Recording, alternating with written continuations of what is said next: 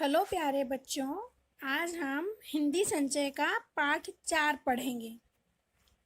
आप अपनी किताब का पेज नंबर 26 से निकालिए, मतलब 26 पेज खोलिए। इसमें हम पाठ शुरू करने से पहले शब्दार्थ समझेंगे, है ना। शब्दार्थ समझने से आपको पाठ समझने में आसानी होगी।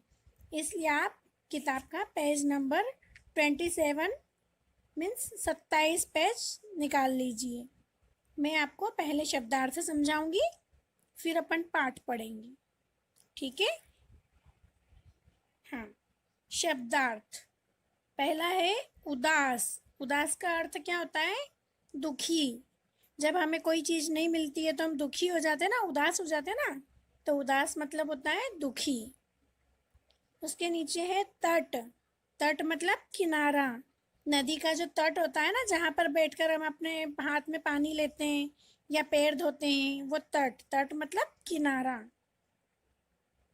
विशाल। विशाल मतलब बड़ा। कोई भी बहुत बड़ी चीज होती है, पर्वत बड़ा होता है, पहाड़ बड़ा होता है ना, तो हम बोलते हैं ना कितना विशाल पर्वत है। तो विशाल मतलब बड़ा।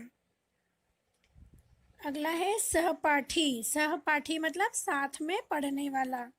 जो हमारे साथ पढ़ते हैं ना, हमारे क्लासमेट्स, उनको बोलते हैं सहपाठी। जो हमारे साथ पढ़ते हैं वो सहपाठी। अगला है साहसी। साहसी मतलब हिम्मत वाला, है ना। साहसी मतलब उसमें हिम्मत होती है, कोई भी काम को हिम्मत से करता है। हम बोलते हैं ना कि बहुत साहसी बच्चा है, बहुत हिम्मत वाला है। वो साहसी मतलब हिम्मत वाला।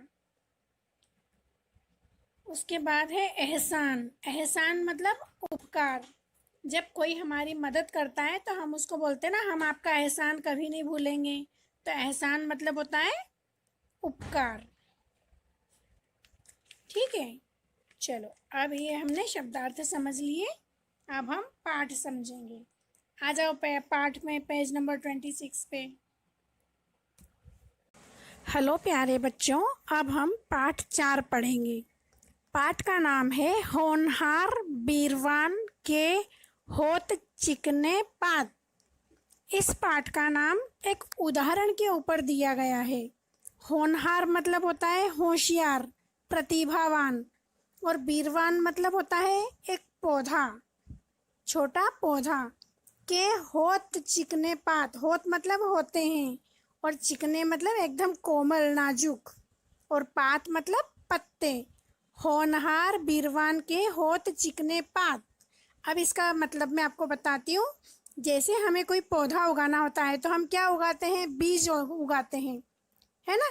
जब बीज हम जमीन में डालते हैं तो वो उग कर थोड़ा सा ऊपर निकलता है, उसमें पत्ते फूटते हैं।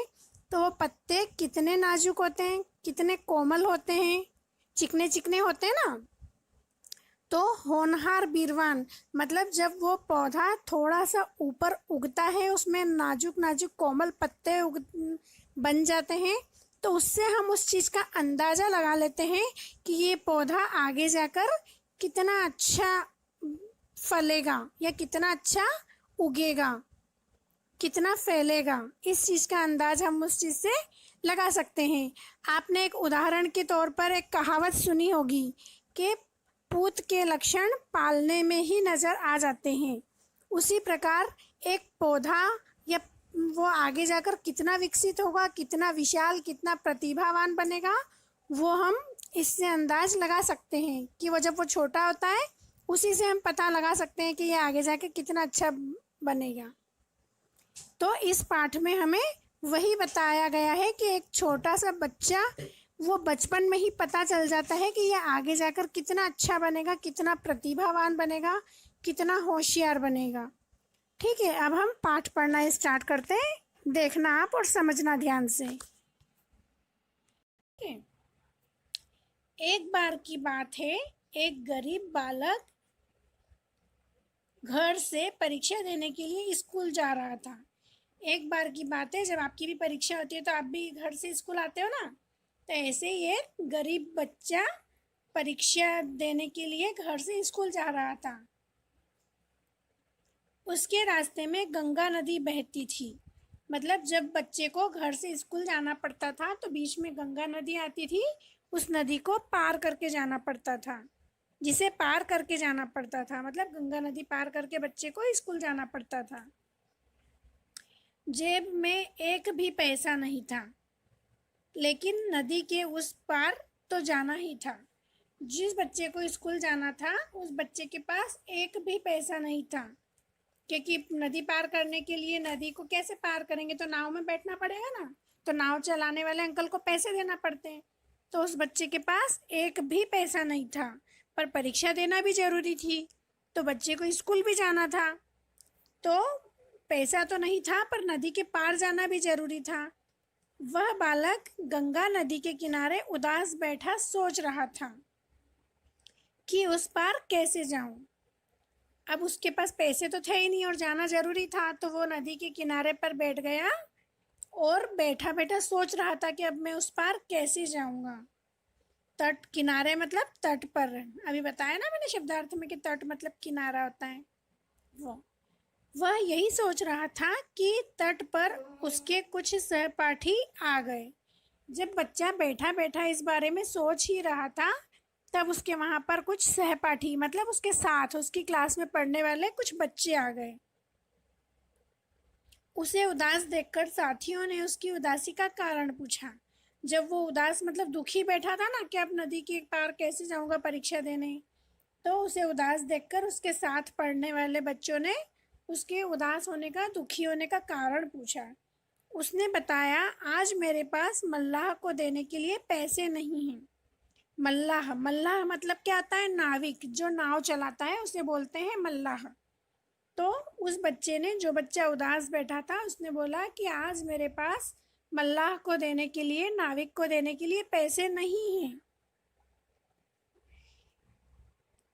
तो एक बालक ने कहा, चलो मल्लाह से कह देंगे कि हम पैसे लाना भूल गए।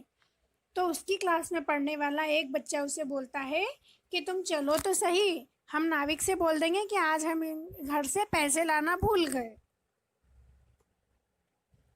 कल दे देंगे। परंतु उस बालक ने कहा, मैं झूठ नहीं बोलूँगा।